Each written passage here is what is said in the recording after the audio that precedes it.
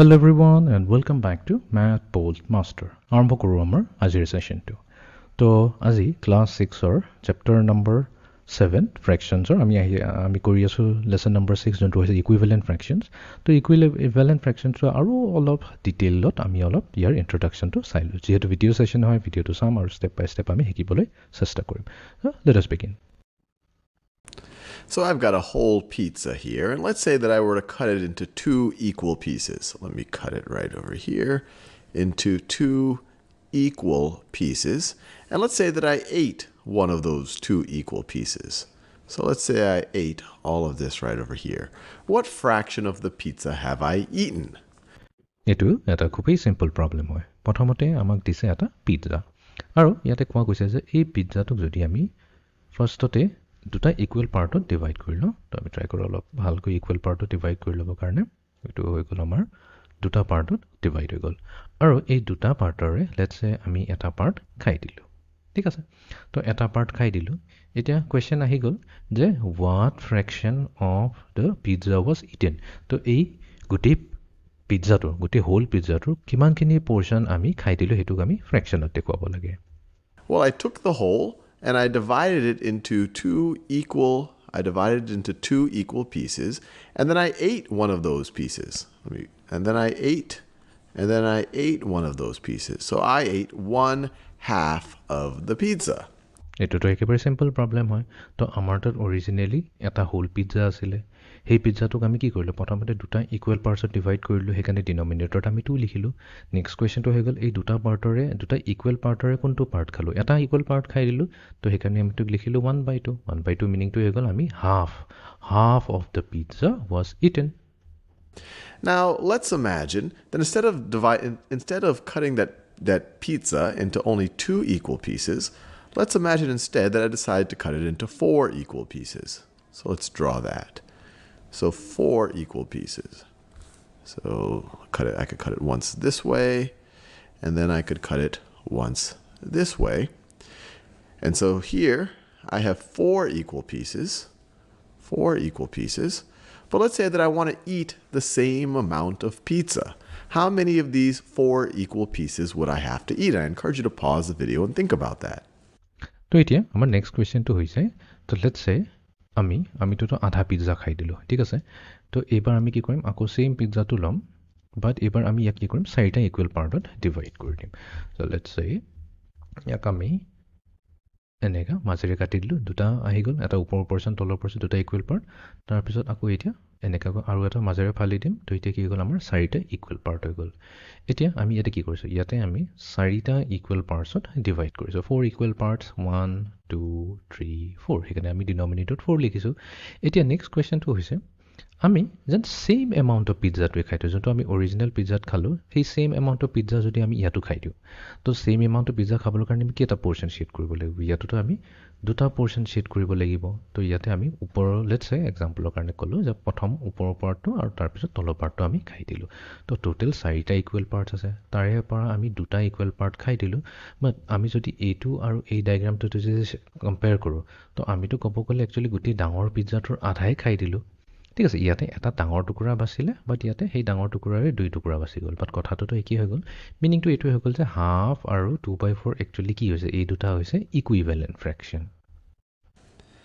Well, I would eat this piece. You could imagine me eating this piece and this piece right over here. I've eaten the same amount of the pizza. Each of these pieces, you could imagine, got cut into 2 pieces when I cut the whole pizza this way. And so now I have to eat 2 slices of the 4 as opposed to 1 slice of the 2. So I just ate 2 out of the 4 slices. So even though I'm using different numbers here. Here I'm using a 1/2, and here, or 1 in the numerator, a 2 in the denominator. Here I'm using a 2 in the numerator and a 4 in the denominator. These two fractions represent the same quantity. I ate the same amount of pizza. If I eat 2/4 of a pizza, if I eat 2 out of 4 equal pieces, that's the same fraction of the pizza as if I eat 1 out of 2 equal pieces. তো ইয়াৰ মিনিংটো আমি এনেকৈ বুজিব পাৰোঁ let's আমাৰ original পিজ্জাটো আছিলে দুটা ভাগত ডিভাইড কৰা আছিলে আৰু আমি আধাটো খাই দিলোঁ বা সেইটোকে নকৈ পেলাই যদি আমি 4টা পাৰ্টত ভাগ কৰা থাকে আৰু 2 পিচ খাই দিলোঁ মিনিংটো একজেক্টলি ছেইম হয় আমি 2 পিচ খালোঁ বাট সেই 2 পিচটো সৰু সৰু আছিলে আৰু প্ৰথম কেছটোত আমাৰ কি আছিলে দুটা ডাঙৰ ডাঙৰ পিচ আছিলে তাৰে 1 পিচ খাই দিলোঁ বাট একচুৱেলি চাব গ'লে কি হয় এই পিচটো যোনটো আৰু এই দুটা পিচ একজেক্টলি ইকুৱেল হয় সেইকাৰণে আমি ক'ব পাৰোঁ যে হাফ equals to 2/4 মানে এই দুটা হৈ গৈছে আমাৰ equivalent fraction. So we would say that these two things are equivalent fractions. Now let's do another one like this. Instead of just dividing it into 4 equal pieces, let's divide it into 8 equal pieces. 8 equal pieces. So now we could cut once like this. So now we have 2 equal pieces. Cut once like this. Now we have 4 equal pieces, and then divide each of those 4 pieces into 2 pieces. So or cut those in. So here we have, so let's see, I want to make them equal pieces. Those don't look as equal as I would like. So that looks more equal, and then that looks reasonably equal. So now how many equal pieces do I have? I have 8 equal pieces. I have 8 equal pieces. But let's say I wanted to eat the same fraction of the pizza. So তো এবাৰ আমি কি কৰিম এবাৰ আকৌ এবাৰ pizza এটা ল'ম বাট এবাৰ আমি ইয়াক 8টা ইকুৱেল পিছত ডিভাইড কৰি দিম তো প্ৰথমতে আমি পিজ্জাটো এনেকৈ মাজেৰে কাটি দিলোঁ মাজেৰে কাটি দিয়াৰ লগে লগে ইয়াৰ দুটা ইকুৱেল পিচ হৈ গ'ল তাৰপিছত এতিয়া আকৌ ওপৰৰ পৰা তললৈ এনেকৈ কাটি দিম এতিয়াতো আমি কেইটা পাই যাম 4টা ইকুৱেল পিচ পাই যাম দেন নেক্সট আমি কি কৰিম আৰু 8টা পিচ লাগিব তো ইচ পিচক আমি দুটা ইকুৱেল পাৰ্টত এনেকৈ ডিভাইড কৰি দিম ঠিক আছে এইকেইটা গোটেইখিনিক আমি দুটা ইকুৱেল পাৰ্টত ডিভাইড কৰি দিওঁ আৰু এতিয়া কাউণ্ট কৰি চালে হ'ল আমি 1 2 3 4 5 6 7 8 equal parts ইয়াতে পাই গ'লো I could eat all of these pieces right over here. Well, how many of those 8 equal pieces have I eaten? Well, I've eaten 1 2 3 4 of those 8 equal pieces. And so once again, this fraction 4 of 8 or 4/8 is equivalent to 2/4, which is equivalent to 1/2. And you might see a little. তো ইয়াতে আমি কি কৰিম এতিয়া আমি সেই equal পৰ্চনে খাম equal person in the sense মানে যোনটো আমাৰ অৰিজিনেল পিজ্জাৰ আধা পিচ খালোঁ দেন সেইটোক যদি 4 ভাগ কৰি দিওঁ 4 ভাগৰ 2 পিচ খালোঁ তেনেহ'লে 8 ভাগ কৰাৰ পিছত কিমানটা পিচ আমি খাব লাগিব ছাচ ডেট আমাৰ ছেইম পৰ্চনে আমি খালোঁ তো সেইটো আমি এটা কাম কৰিব পাৰোঁ ইয়াতে এটা পৰ্চন খালোঁ নেক্সট এইটো এটা পৰ্চন খাই দিলোঁ তাৰপিছত এইটো পৰ্চনো খালোঁ তাৰপিছত এইটো পৰ্চনো খালোঁ তো তাৰমানে আমাৰ তাত কিমান আছিলে আমাৰ তাত আছিলে টোটেল 8টা ইকুৱেল পিচ এই 8টা ইকুৱেল পিচৰ যদি আমি 4টা ইকুৱেল পিচ খাই দিলোঁ কথাটোতো একেই হৈ গ'ল তো কথাটো আমি 2 টুকুৰা কৰি 1 টুকুৰা খাওঁ বা 4 টুকুৰা কৰি 2 টুকুৰা খাওঁ বা 8 টুকুৰা কৰি পেলাই 4 টুকুৰা খাওঁ গোটেই কথাটোৰ মিনিং একেই হৈ যায় তো আমি ক'ব পাৰোঁ 1/2 equals to 2/4 equals to 4/8. A bit of a pattern here. Going from this scenario to this scenario, I got twice as many equal slices. Because I had twice as many equal slices, I needed to eat 2 times the number of slices. So I multiplied the denominator by 2, and I multiplied the numerator by 2. If I multiplied the numerator and the denominator by the same number, then I'm not changing what that fraction represents. And you see that over here. Going from 4 slices to 8 slices, I cut every slice, I turned every slice into 2 more slices. So I had twice as many slices, and then if I want to eat the same amount, I have to eat twice as many pieces.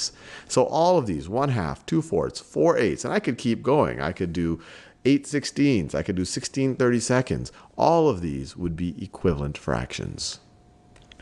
তো ইয়াতে আমি এটা বহুত interesting pattern এটা দেখিবলৈ পাওঁ চ' এতিয়া প্ৰথমতে আমি এইটো পিজ্জালৰ যোনটো দুটা ইকুৱেল পাৰ্ট কৰিলোঁ তাৰপিছত আমি 4টা ইকুৱেল পাৰ্ট কৰিলোঁ ছেইম এমাউণ্ট খাবলৈ কাৰণে আমি কি কৰিব লাগিব দুটা পিচ খাব লাগিব অৰিজিনেলি যদি এটা পিচ খালোঁ তেনেহ'লে 4 ভাগ কৰাৰ পিছত 2 পিচ খালোঁ তাৰপিছত 8 ভাগ কৰাৰ পিছত আমি 4 পিচ খালোঁ তো ইয়াৰ মিনিংটো এইটোৱে হৈ গ'ল যে 2 পিচৰ পৰা যদি আমি 4 পিচ কৰি দিওঁ চ' 2 পিচৰ পৰা 4 পিচ কৰিবলৈ কাৰণে আমি কি কৰিব লাগিব 2 multiplied to 2 4 হয় তাৰমানে 2 টাইমছ আমি বেছি ভাগ কৰিব লাগিল এতিয়া সেই হিচাপে আমি ইকুৱেল হ'বলৈ কাৰণে আমি কি কৰিব লাগিব দুটা পিচ আৰু বেছি খাব লাগিব যে মাল্টিপ্লাইড বাই 2 কৰিলে হ'ল প্ৰথমতে যদি 1 পিচ খাইছিলোঁ তেনেহ'লে ভাগ কৰি পেলাই 2 ভাগৰ পৰা 4 ভাগ কৰি দিয়াৰ লগে লগে আমি কি পেলাই 1 পিছৰ পৰা নেক্সট এইটোত কেছত আমি 2টা খাব লাগে ঠিক তেনেকৈ আমি এইটো চাব পাৰোঁ যদি আমি 4 পিছৰ পৰা 8টা পিছ কৰি দিওঁ তো 4 পিছৰ পৰা 8টা পিছ কৰোঁতে যদি অৰিজিনেলি 2 পিছ খাই আছিলোঁ তেনেহ'লে 8 পিছৰ জেগাত আমি 8টা পিছৰ পৰা কেইটা খাব লাগিব 4টা পিছ খাব লাগিব তো ইয়াতো আমি মাল্টিপ্লাই বাই 2 কৰি আছোঁ তো ইয়াৰ পৰা এটা পেটাৰ্ণ ওলাই আহে তো এইটোৰ পৰাই যদি আমি নিউমাৰেটৰ ডিনমিনেটৰ দুয়োটাকে মাল্টিপ্লাই কৰি গৈ থাকোঁ